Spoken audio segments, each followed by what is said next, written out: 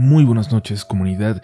Es un placer que se atrevan a escucharnos de nuevo a pesar de tantas historias de ruidos extraños, de sucesos sin explicación que suceden al escuchar relatos de la noche. Recuerden, no pasa nada, es seguramente nuestro cerebro jugándonos una mala pasada, así que si nos escuchan con las luces apagadas y notan a una silueta que parece observarles desde el rincón más oscuro de la habitación, recuerden, es solo sugestión, a menos que esta silueta se mueva o que prendan la luz y siga ahí. Pero de eso nos preocuparemos después. Por ahora, es momento de pasar a los siguientes relatos de la noche.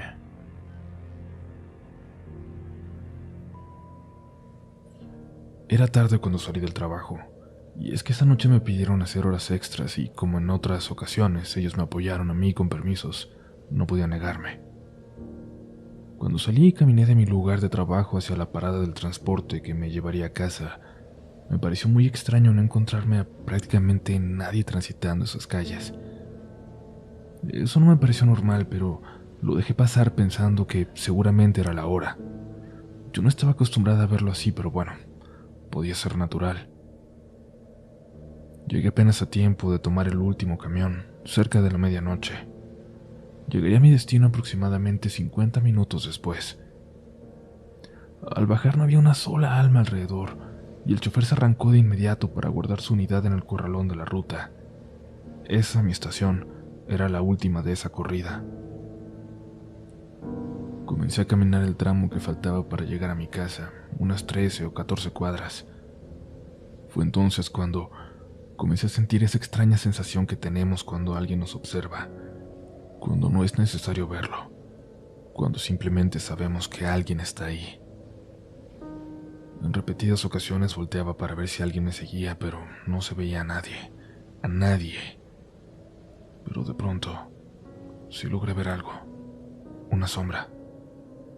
No sabía qué era, pero se veía como una sombra que corría de poste a poste escondiéndose, siguiéndome a lo lejos. Apresuré el paso, pero no dejaba de voltear.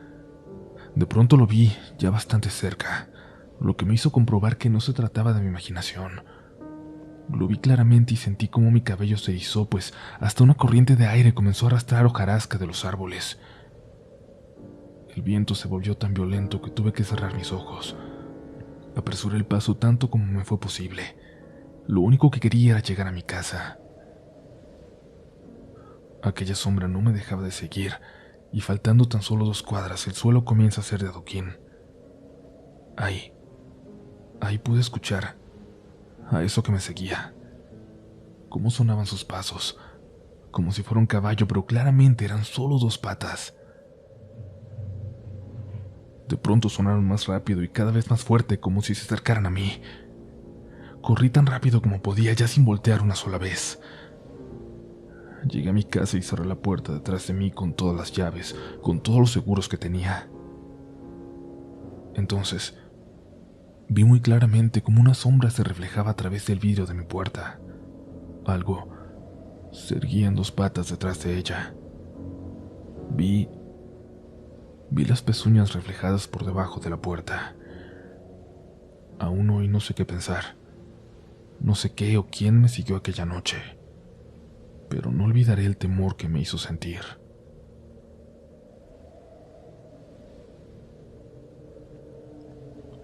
Hola, comunidad RDLN. Hace tiempo ya que he querido compartirles un suceso, pero por alguna extraña razón se me borra o simplemente me saca Facebook. Espero que hoy no me pase lo mismo. Tiene pocos meses que los empecé a escuchar. Realmente no me llamaba mucho la atención cuando me lo recomendaba YouTube, pero en una de esas veces dije, pues, vamos a ver qué tal. Y vaya que me fascinó tanto la forma en que se narra como las anécdotas que imagino que muchos creerán que son inventadas o vistas en películas de terror. Al escuchar e ir poco a poco sintiendo empatía, recordé que en mi infancia tuve algunos sucesos poco creíbles que simplemente quedaron como una memoria confusa, como si me dijera a mí misma que realmente eso no pasó. Les quiero compartir uno que, de verdad, ahora que lo recuerdo me eriza la piel. Yo soy originaria de Tlaxcala. Actualmente tengo 25 años y vivo en Jalapa, Veracruz. Cuando tenía 8 o 9 años nos mudamos de casa a un fraccionamiento donde mi papá, por su trabajo, pudo adquirir una casa en donde actualmente viven mi mamá y mis hermanos. Recuerdo que cuando llegamos los vecinos nos recibieron muy amablemente, en particular uno que vivía al lado de nuestra casa, don Sergio. Él fue un señor muy agradable, amable, respetuoso y solidario. Él nos apoyó incluso por algún tiempo con agua, ya que no teníamos porque no habían realizado la instalación. Organizaba junto a otros vecinos reuniones en donde obsequiaban cosas a los demás en celebraciones como en el Día del Niño, el Día de las Madres y posadas. Recuerdo una vez que mi papá tuvo que salir de la casa por algún tiempo y el señor siempre se mantuvo al pendiente, quizás como cuidando de nosotros. Al pasar el tiempo, don Sergio enfermó. Honestamente, no recuerdo qué enfermedad padecía, pero a causa de ella perdió su visión y parte de su oído. Se la pasaba entonces afuera de su casa, sentado en una banca con su bastón, escuchando música de cha-cha-cha, danzones y de ese tipo. Cuando yo salía a jugar o regresaba de la escuela, siempre lo saludaba. «Buenas tardes, don Sergio», le decía fuerte para que me alcanzara a escuchar. «Buenas tardes, hijita», respondía. A veces no escuchaba y teníamos que acercarnos y gritarle, amablemente claro, y cuando te lograba escuchar te respondía. Antes de seguir, me gustaría ofrecer una disculpa a cualquier familiar de él que escuche y se pueda sentir ofendido, o que piense que la historia es narrada con morbo, pero no es así. Lo estoy contando con todo el respeto del mundo. Solo quiero compartir esta experiencia que nos dejó atónitos. Continuó. Así pasaron varios días hasta que una amiga de la infancia fue a buscarme a mi casa para salir a jugar. Ella iba a visitar a su abuelita que vivía justamente frente a mi casa. Ese día vimos a don Sergio sentado en la banca junto a su puerta, con los ojos cerrados y las manos en su bastón. Lo único raro es que la puerta estaba cerrada, pero dentro se escuchaba su música como siempre. «Buenas tardes, don Sergio», lo saludamos, pero no respondió. «Buenas tardes, don Sergio», repetimos más fuerte, pero parecía que tampoco logró escucharnos. Mi amiga y yo nos quedamos viendo y solo dijimos: «Pobre don Sergio, ahora sí ya no escucha nada». Y nuevamente, y aún más fuerte, acercándonos un poco incluso, le dijimos: «Buenas tardes, don Sergio». Pero de nuevo no respondió. Decidimos no preocuparnos, ya que por su estado sabíamos que a veces no lograba escuchar, y nos fuimos a jugar. No recuerdo muy bien si fue al día siguiente o a los 2 días cuando escuchamos mucho relajo afuera. Empezaron a llegar carros y se escuchaba mucha gente. Como les dije, él vivía al lado de nosotros, así que nos dimos cuenta de que todo provenía de enfrente de su casa. Mi mamá salió para ver qué pasaba y vio gente llorando. Se acercó a preguntarle qué pasaba a una persona que parecía ser su familiar. Le dijo que don Sergio había fallecido. Mi mamá se sorprendió, se impactó. Le preguntó que cuándo, diciéndole que no lo creía porque apenas un día antes lo había visto bien como si nada, tan sereno como siempre, sentado en su banca. La persona le respondió que eso no era posible, porque don Sergio tenía una semana internado en la Ciudad de México. Cuando mi mamá me contó esto me dieron escalofríos. Le dije que yo lo había visto, que lo habíamos visto mi amiga y yo. Incluso mi mamá y algunos vecinos más lo vieron en su banca como siempre y lo saludaron, aunque eso sí, a nadie le respondía. Cuando velaron su cuerpo me acerqué a su ataúd para verlo. Realmente era él, y se veía exactamente como aquel último día que yo lo vi, sereno. Lo cremaron y fuimos a su novenario. Entre rezos, mi hermana menor y una hija de una vecina, ambas de 2 y 3 años, se pusieron a bailar y a reír al lado de donde estaban las cenizas. Esto llamó mucho la atención de una nieta de don Sergio. Les preguntó con quién se reían, con quién jugaban, y las niñas empezaron a señalar a la fotografía de don Sergio, como diciendo que jugaban con él. Dijeron que les estaba diciendo que bailaran y que el señor cantaba.